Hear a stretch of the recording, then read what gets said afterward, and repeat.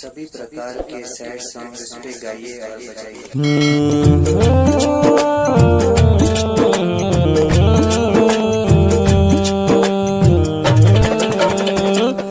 मन सपना पे महल बनावे, मन सपना के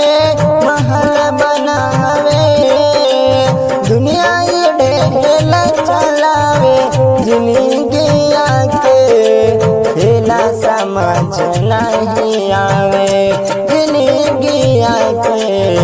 खेला समझ नहीं आवे। मन सपना के महल बनावे, मन सपना के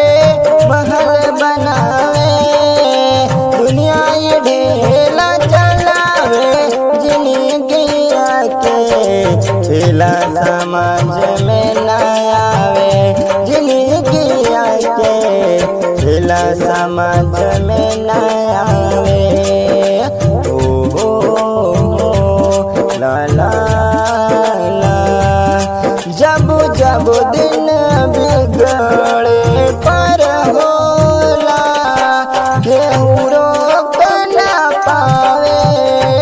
जब जब दिन बिगड़े पर होला, केहू रोक न पावे,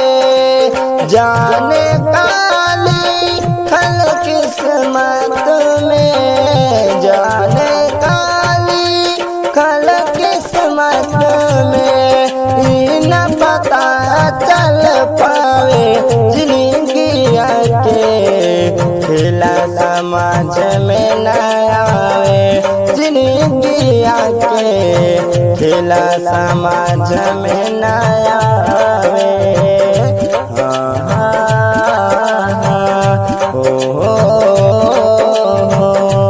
ला ला ला ला ला ला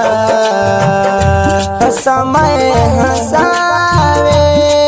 समय रोआवे, समय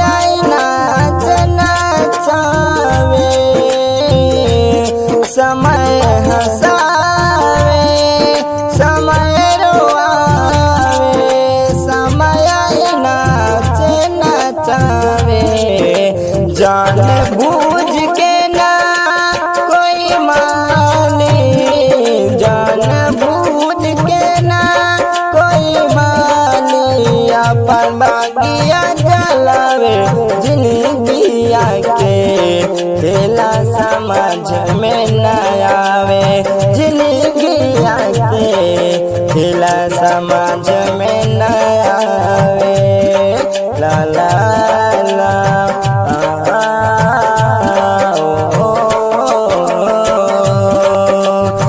बनल के साथी सब केहू होला,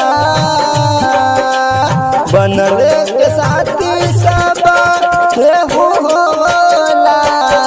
बिगड़े पामू हवा घुमावे, सूरज के किरण नहीं आवे, जिंदगी के खेला समझ में न आवे, जिंदगी के खेला समझ में न आवे। मन सपना के